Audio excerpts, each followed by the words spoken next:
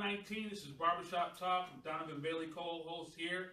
Thank you for coming back to see us here in 2019. Got a lot of things coming up. Today we have these awesome local musicians with us, and we'll get into them real quick. But before we do that, I want to let you know what we do here. Barbershop Talk is about the minority community. It's about the African American community. It's about the average community, and it's about the community as a whole.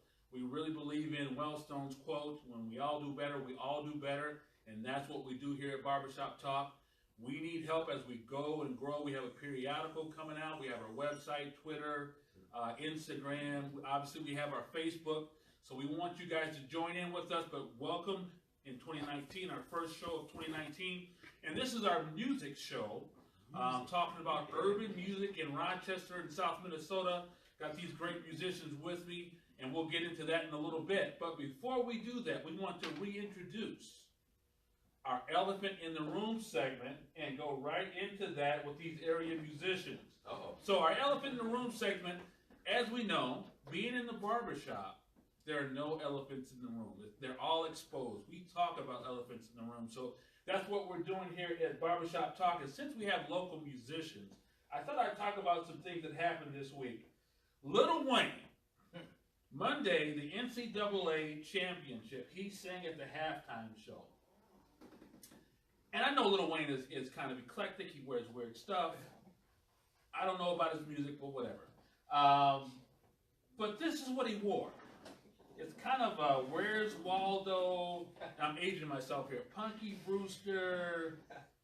I don't know what it is. What do y'all think about that? I know musicians have to be kind of different and Lady Gaga-ish, but this is a combination of a lot of things. What do you think? What's going on in those paints there? You got like that's when he took off the Where's Waldo quote or whatever that is. So what do you think? I'm in favor. This is like you're in favor of that? If I had enough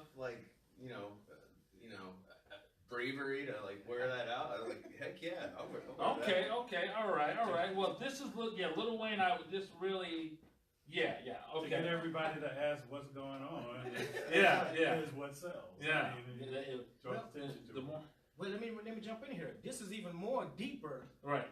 To us, it looked like, oh, he just threw something on. But remember, guys, you're talking about controversy, right? Right. Yeah. You know what I'm saying? Sometimes when you're the most talked about thing, you start trending. If his outfit is trending, his record sales are trending. That's right. And that's the perspective that I think we need to look at it. Is that, hey, to us, man, this is wild and crazy. What the hell he got on? Right. You know what I'm saying? But guess what? His outfit is trending right now. That sales right there. And that sales right there. So this is the this is the mixtape. Okay, there we go. Well, before we get into our next segment, I want to introduce everybody. We have, and forgive me if I get it wrong, but it's Barbershop Talk. We get some stuff wrong here. Jae Havoc, rapper here locally. Then we have Knufunk and representation. Knufunk. It's Knufunk. He broke it down into syllables, y'all. Knufunk. He said Knufunk. Come on, we have to think about that. Right, Knufunk. I was corrected on that yesterday. There's no vowels between K and N. It looks like a palindrome. Knufunk. It's spelled backwards and then forward. See, that's it. See, I didn't even get that till now. I totally did. You know the word K-N-O-W? Yeah. It's like the K is silent. Okay. It's my dyslexia or something. I don't know. No, it's not your fault. You've been up north. Yeah. You've been up north, and we break syllables down. Knufunk. Donovan Bailey got it wrong. Major faux pas for a co-host. It's called a palindrome, and in fact, it looks the same in the mirror when you look. It looks as it doesn't.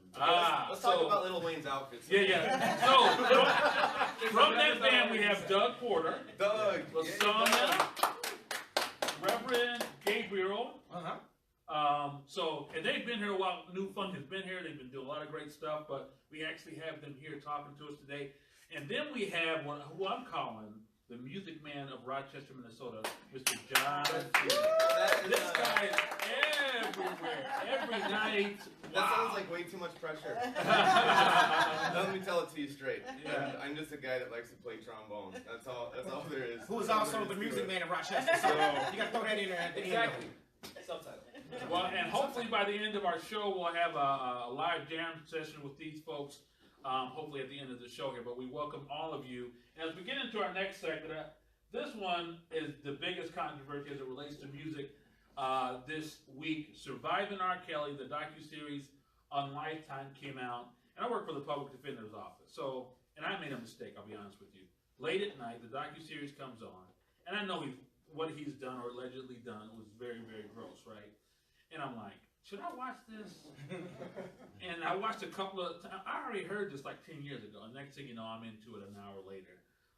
But it is what I think the elephant in the room is, certainly for the minority community and the music community, this guy, can I say it is a musical genius? Can I say that? Yeah. Yet some of the things he's done, allegedly, have been horrid, particularly in the Me Too movement. And there's a couple of controversies on hand. One is, and he's saying, by the way, I believe I can fly. I know the young folks don't know that one. That I believe I can. No, I have that in my heart. Oh, Right? he created that song, among others. I like one duet he does with Celine Dion. But anyway, but two major controversies. One is a lot of the women he allegedly abused were African American women, and a lot of people were saying, "Wait a minute, Me Too was 10 years ago, and now that it came out with the mainstream, why is that?" Well, they were young. Yeah, they were young. But the bigger controversy that hit me is this docuseries came out. Everybody knows he's salacious and did it, or whatever, and his sales went up.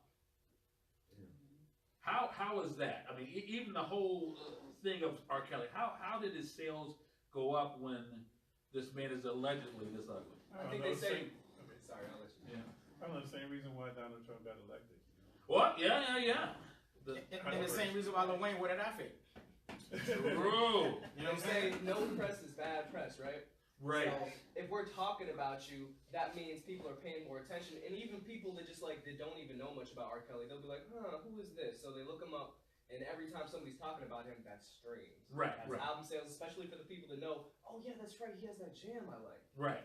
Yeah, Well, I that's mean, good. I Let's think play that. I think one thing to think about here is like, this is kind of not necessarily like us in this room right now, but it's kind of like our fault, right? I mean, it's because people, maybe not us specifically, but are like into negativity, you know. Right. This is something that like I notice all the time, and like I'm like blown away by it.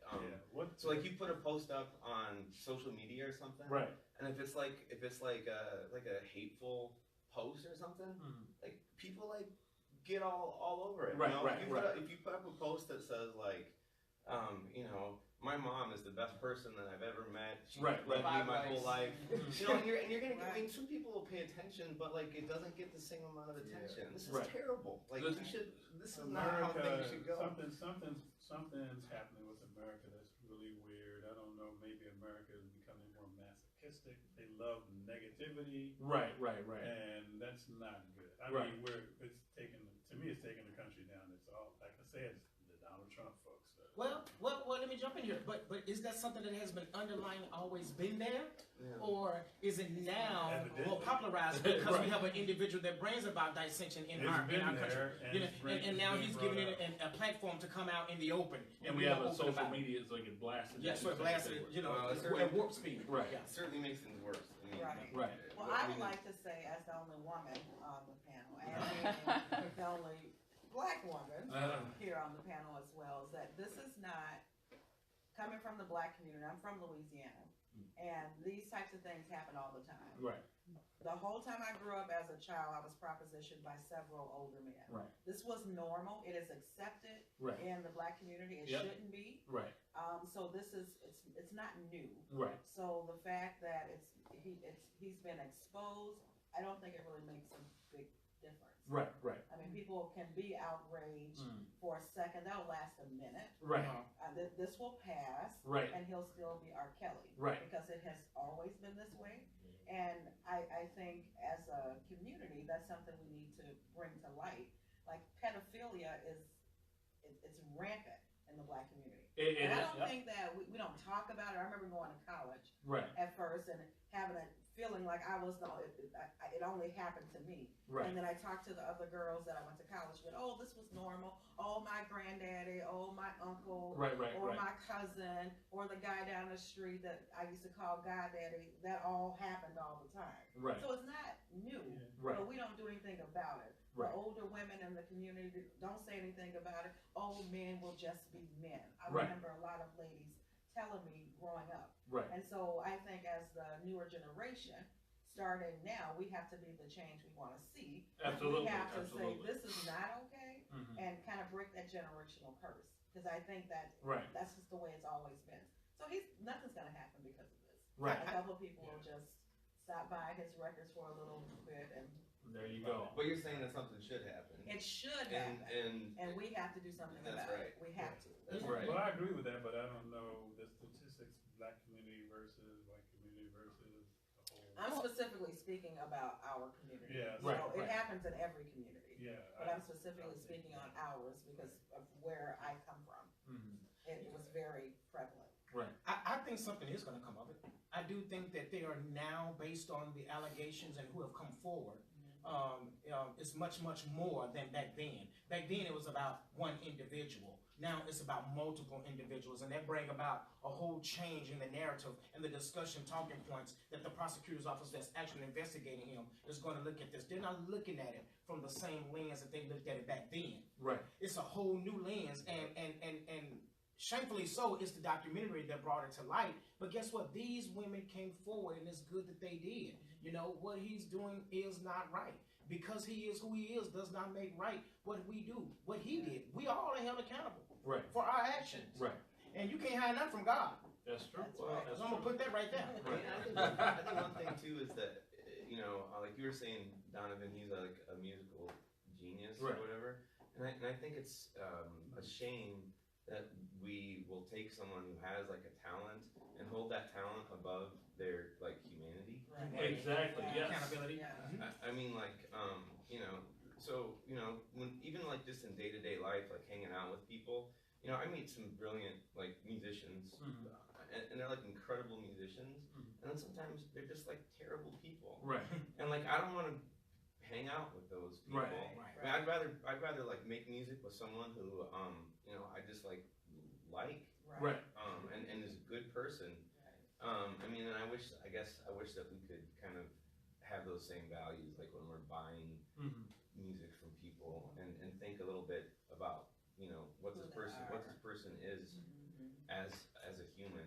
Right. And I think it becomes kind of a blurred line too, because we've been kind of doing this with musicians since forever. Like you look at like John Lennon and his wife, but we love John Lennon. You look at like even more recent like XXXTentacion, like he's got a lot of like bad things on his record, but a lot of people love his music and they still will give him the benefit of the doubt. You got like R. Kelly, they were talking about him, you know, 10 years ago. You saw like the Chappelle show. Right. They were he was mad at Chappelle. You saw the Boondocks, they did a whole thing on him. You know, I think it might be a little different now because we kind of, you know, we get more progressive like every 10 years, every generation or so. Right. And what happens is we lean a little bit more towards being like forward thinking. And now, especially with the Me Too movement, you've got a lot more people that are kind of bringing all this to light, and people that aren't afraid to like speak up and say something. Annie Mack, everybody. Annie Mack.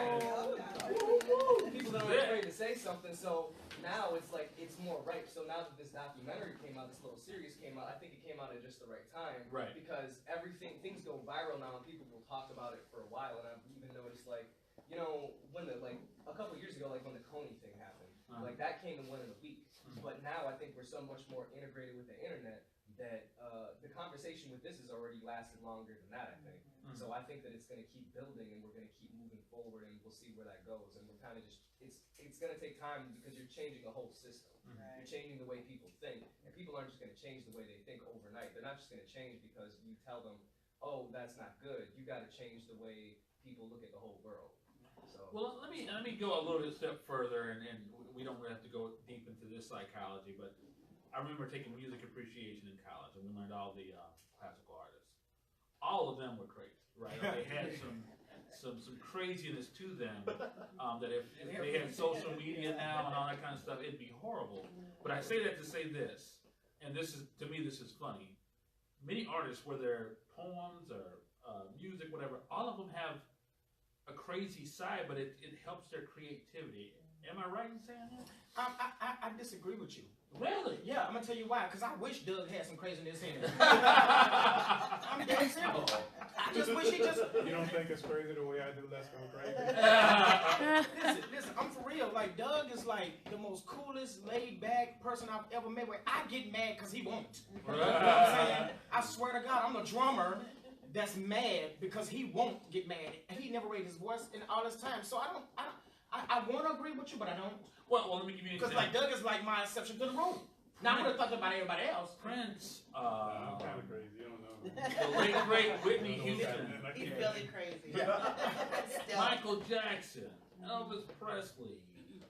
They all had something about them that seemingly, introduced into their lives that was kind of crazy. Controversial. Controversial. I think that's the difference between an eccentricity though and like actual mental issues.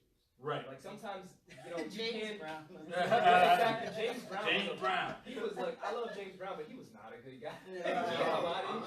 Right. Yeah, but it's just like the eccentricities. You can take away his craziness, and he can still have the eccentricities. It's just like, where is that Right. line? Yeah. Like the latest movie with Lady Gaga and Bradley Cooper. Love the movie. It was all about obviously them and whatever music, but he eventually died telling the movie. He eventually died at the end of the movie because of a chemical dependency issue, and they play right into it. And all those big biopics on music play into a genius musician problems and then the end of their lives or something. But I also think that's part of that, like when you're making a movie or like when you're telling a story, you tell a story in a way that's interesting to watch, right? Right. That's true. And the people that you want to tell stories about are the ones that have this crazy stuff happen in their life, because then someone's gonna want to watch your movie. Right. So, and I think those things get maybe emphasized too. Like the crazy bits. I mean, I think like this idea of like inspiration or like this like kind of creative genius that you have. Like that maybe that craziness that you're talking about. Like yeah, there's got to be some of that, but like the people that are really successful are also just like working hard, right? And, like doing the normal going stuff. out and doing stuff, right? And like maybe there's some people that are like have this genius and things work for them without much effort, but I think there's a lot of people that have that genius and things never work for them because they're not like working hard and getting out there and like doing stuff. I'm glad you said that because it leads us into looking at now, right? We oftentimes look at now, right? Like, wow, man, like this guy's amazing, but they don't see how. You know how we got to where we are. So once you start training, now all of a sudden all the eyes are on you, but you don't know what happened up to get into that part of you getting gigs and getting booked and getting signed to record labels. And a lot of people don't see how often you have to do gigs, low-paying gigs, and running around your city that probably don't even support you, which we probably talk about later. Right. Or no paying gigs. Or no paying gigs at all, just to get your name out there. We have a no paying gig coming up, everybody. You know what I'm saying? So again, a lot of people look at now and they don't know how you got to where you are. Or that process. So I just want to throw that in there. Yeah. So, and thinking of local music, Annie, did you have something to add in? Oh, come on. Annie's come here on too. now. She's been everywhere. Whoa, First Avenue, Dakota. She's woo. Anyway, so local musicians, right? Thing that Andre does, working with at-risk youth, does a lot with at-risk youth. One of the thoughts that we've had is inspiring young folks to get into music. And there's been that anyways, right? Because music has been downsized in schools and what have you. All of you, can you just give a little bit on how you all started in music and what got you going? Maybe I'll just get the ball rolling here. Yep. So, Donovan, thanks actually for just like letting me hang out today. That's the first thing I want to say. Absolutely. Thank you. Thanks for all you guys for like letting me talk to you and everything, which is cool. So I got started in music when my dad went to a garage sale and they had a trombone and a cornet there and they cost $25. And my dad said, okay, which one of these do you want? And I said, let's get the trombone. And that's kind of how it started. Where it started, but it started like with a parent who was, and my mom too. I mean, I'm not trying to discredit my mom, who sadly passed away a couple years ago, but, just like him, like taking me out to like jazz clubs, like when I was in nice. like middle school and stuff, and we had a little list of the places where we could go, and they wouldn't like throw me out or whatever because I was like underage. And then it was weird to see like over time, like, oh yeah, this place used to let us in, but now like there's new management, now you can't go there anymore. But I mean, like him just taking me out and letting me do something that I love, which is something I hope I can do with my own kids. So. Growing up in Philadelphia, my mom and dad basically showed a lot of enthusiasm about music in the house, playing music all day in the house. And my mom took me to, I guess when I was about 5 or 6, maybe somewhere around there, took me to a rock and roll show at the Uptown Theater in Philadelphia, and it just blew me away. And then you play a lot of different Dog was playing, it's way back when. And then the stage turned around and this band was playing, just blew me away. So from then I just said I want to do this. My dad bought me a guitar one time, and I just that was it. Slept with the guitar. So I don't know. It was from then on. Then I started listening to music and trying to get the songs and develop the ear for all the parts. Right. So on and so forth. So yeah. Musical genius. Genius ear. And I know we had you on the show, but I came into music, excuse me, really late. I was looking for more of just like an outlet, like just I was writing first, like whatever. I don't even know if it was poetry or anything, but and then I had the audacity to, if I could get up and squeak out a couple of notes, and so I just that's how I got into it. So, and growing up in North Minneapolis, there was a heyday of just being surrounded by music. It really was like KMOJ growing up was like it really was the people station. Like that's how you kept up with the news, in the Black community and all the music. And so I grew up in the era of like really great like Prince and Roger and Jim was up there. So I'm like from that realm of just like funk and soul and also alternative music too. I love that as well. So growing up in Minneapolis really shaped me. Same here with the Philadelphia music. It was just all over. We used to go to Orchestra Hall for our field trips. Cool. Oh my gosh, yeah. So I was very lucky to grow up in Minneapolis. At that time, they were just like, we go to Orchestra Hall, we go to for free, it was just amazing. So for school field trips. So for me, I just like a lot of the R&B artists. I grew up in church, and so since I have been singing since I was about 5 years old when I joined the first gospel choir in my little home church. So in Louisiana, it's the birthplace of a lot of the music that we enjoy, or the music that has lasted through the test of times. I was kind of inundated with a lot of the jazz and the blues. We would have a party at my house every Thursday, Friday, Saturday, and Sunday. It would turn up. Every weekend. And my mom was dating this guy who had this big, huge turntable, and he would have the records on there, and we would drink at home, so we would be safe.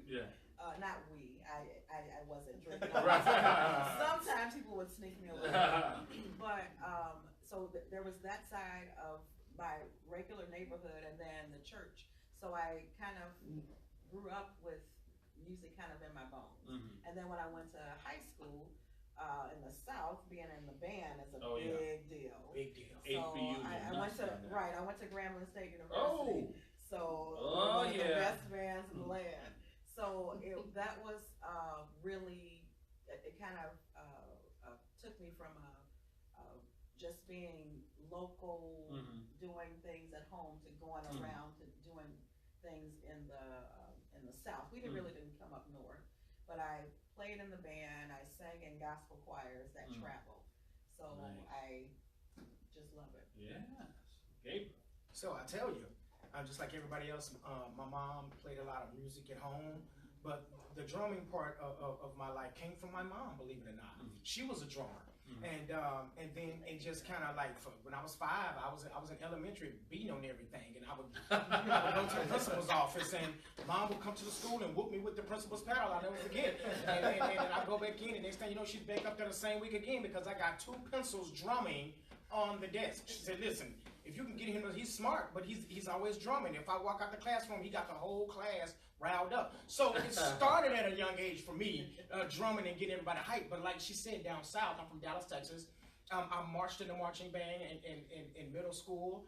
The high school teacher found out who I was. The band teacher said, "Hey, I know you're not in high school yet, but come and march with us." So I was able to march with the high school, even when I was in junior high school. And then I performed with Gremlin when they came to Dallas for the halftime show. It was a lot of fun. So just growing up and just playing music. And then I got into the jazz scene and started playing at a lot of different clubs. But everything that happened was always because of church.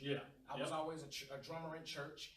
And that's where the passion came from. That's where the passion still is. I'm a church musician. I'm a church drummer. I had my own community choir. I still got my own community choir.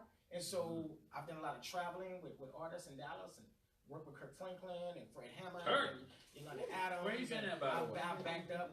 He's doing a lot of producing. And so just have had an opportunity to work with a lot of people all over the place, and this has been a lot of fun. Jake. Well, my story is maybe not as cool as y'all's. I'm pretty sure it's cool. But just when I was a kid, and I was like, I really got into creative writing. Like I started writing poetry, and I was really, that was about the time that I started going to school, going to band. So like, I went in and I found out like, I'm gonna play trombone actually. I play trombone. What happened? I fell off because I actually found out because my father died from like when I was really young, when I was about 3 years old. So I didn't get to my dad's side of my family is from Mississippi. And I found out, okay, my grandfather, he was a jazz musician that toured the South a lot. He actually got to play with Benny Goodman, and he was a trombone player, and he played sax. And so it's like, it really got me into it. I was like, okay, this is really cool. So it's like I started finding like, really getting into hip hop, and I really got into like the way they put words together and the way they're able to like really flesh out a story. Like I loved Tupac, I loved Talib Kweli, and all these guys that really put poetry and music. And then I started writing, and I realized like, oh man, this is a career, but people also have to pay for beats. And I was like, this is too expensive and too time consuming as a teenager. So I'm like, I'm gonna learn how to do this. So I started making like little loops and stuff, and I started learning how like, things are broken down musically. And I started really getting into it, and then I started like programming and anything I could get a hold of. I remember me and my buddy Kyle, what we do was we had a little tape recorder, and we put the tape recorder on, and I had a drum machine and a keyboard. So I had him play the drum machine, and I was playing the keyboard, and we just made like like a little beat tape, like right on there, and then I just be like rapping to it. I was like, yeah. It's awful. I found one of my tape recorders, and I still got stuff from when I was rapping when I was like 14. I'm like, oh man, this is what he meant. I got into it. I got invited to play my first show when I was like 17. It was also my first rap show. So my first show rapping was the first show that I was at that was a rap show, and I was 17. I was in the Westfire when it was still around. So I'm like in there with all these adults. It was like a 22nd birthday party. They're all drinking. I'm like, cool. So I go up there. It's like I've seen TV and I've seen YouTube and I've been to other shows. So how is this different? So I just like started rapping, and it just went from there. I played with a punk band called Corporate Failure for a couple years in this town. And it was fun. It's a lot of energy. Some of my best memories are with that. Played a show where the entrance fee got you like a beer and a waffle. That was cool. So it was waffle. You grew up in Rochester? I grew up a lot around here, and I spent some time I spent summers down in like Southern Illinois a lot of the time. How old are you? I'm 27. Yep.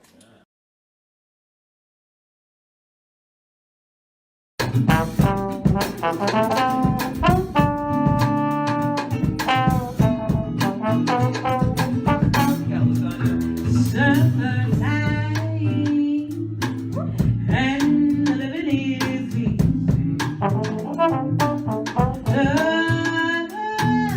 Fish are jumping and the cotton is high. Oh, you're 33 and